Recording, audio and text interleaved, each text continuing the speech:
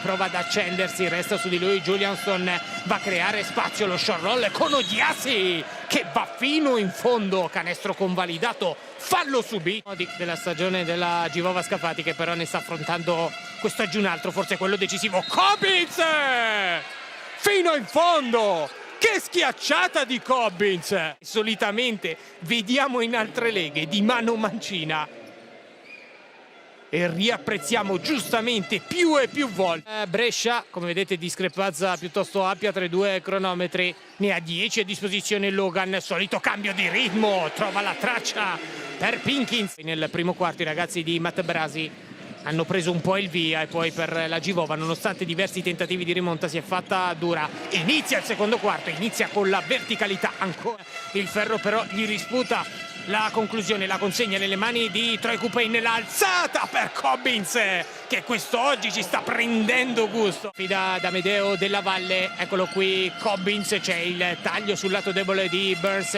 poi Cupane che prende e spara dalla lunga distanza, lo avevamo detto, gli basta davvero un batter di ciglia. A sfidare Hena, proposto nello starting five da coach Pino Sacripati all'interno di questa partita. Odiasi fino in fondo, taglio Odiasi come al solito, di calma, di fiacca per le due squadre letteralmente scatenate nei primi 20 minuti. Torna ad essere scatenato come di consueto Taio Odiasi, che prende potenzialmente anche sulla doppia cifra di vantaggio Petruccelli. Vedete i tiri da tre all'interno di questo quarto. John Petruccelli da un angolo non semplice, porta frutti. Siamo già dall'altra parte con Logan, va a sfidare Petruccelli, l'aiuto di Odiasi, c'è anche De Laurentiis da quelle parti.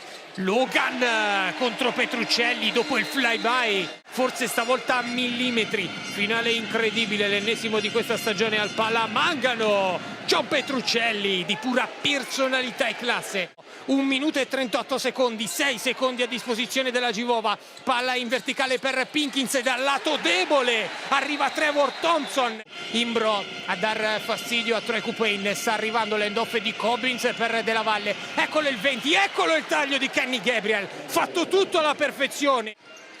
Viene incontro Pinkins con Gabriel che va ad occuparsi proprio del numero 12. Palla ovviamente a Logan, si alza da 3 Logan! Tripla mostruosa! Poi fuori, poi Thompson che la va a prendere e Logan che si invola dall'altra parte verso il canestro, verso altri 2 punti, più 4 della Givova Scafati. Finale incredibile! La rimessa di Troy Cupane, si fa vedere Gabriel, ci prova da 3 Gabriel, sirena finale per la Givova Scafati. Il sogno diventa realtà, resta nella massima serie.